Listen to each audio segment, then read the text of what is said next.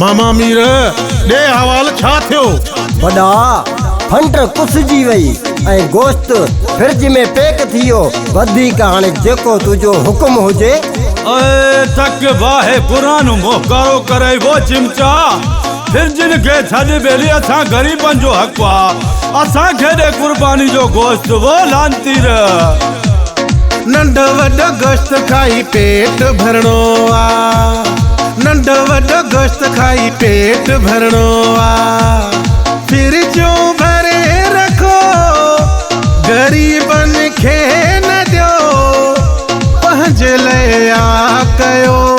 नंढो वॾो गोश्त खाई पेट भरणो आ नंढो वॾो गोश्त खाई पेट भरणो आ नंढो वॾो गोश्त खाई पेट भरणो आ फ्रिजूं भरे रखो गरीबन खे न ॾियो पंहिंजे लाइ आ कयो नंढो वॾो गोश्त खाई पेट भरणो आ नंढो वॾो गोश्त खाई पेट भरणो आ। अरे हेॾे इहा तव्हांजी कुर्बानी काॾां क़बूल थींदी असां खे ॾियो न थेलियूं झलियूं बीठा हूं वॾा वॾा अॼु देगिड़ा भरे भरे अॼु चाड़बा टई ॾींहं पाण खाईंदासीं न बूटी कंहिंखे ॾींदासीं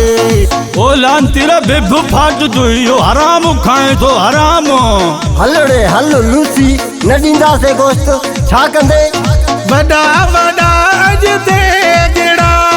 भरे भरे अॼु चाड़बा टई ॾींहं पाण खाईंदासीं न बूटी कंहिंखे ॾींदासीं अहिड़ो भला मौक़ो कीअं छॾिबो गोश्त गरम करे घर रखबो अहिड़ो भला मौक़ो कीअं छॾिबो गोश्त गरम करे घर रखबो फ्रिजूं भरे रखो गरीबन खे न ॾियो पंहिंजे लाइ आ कयो नंढो वॾो गोश्त खाई पेट भरणो आ नंढो वॾो गोश्त खाई पेट भरणो आ। अड़े इन्हनि खां पनियूं खसे रख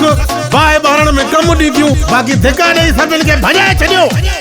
साल कटियो इंतज़ार में मसत अजवा भाग खुलियो पावा ओझरियूं ऐं जेरा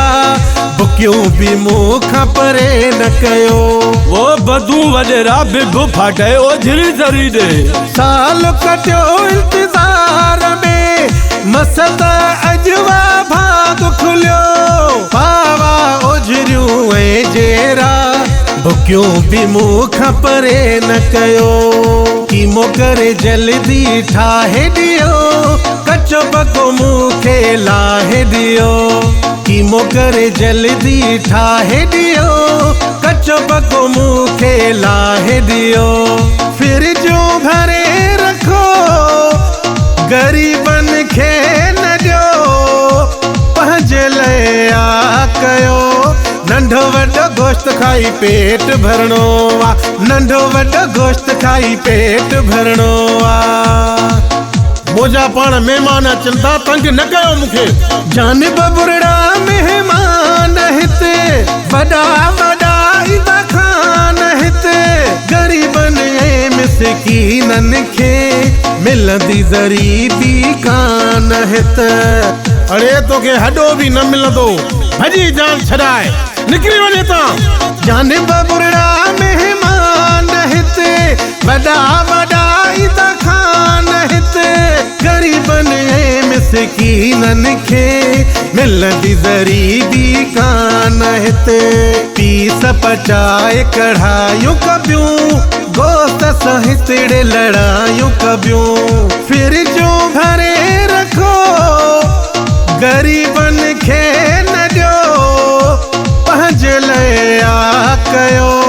नंढो वॾो गोश्त खाई पेट भरणो आ नंढो वॾो गोश्त खाई पेट भरणो आ।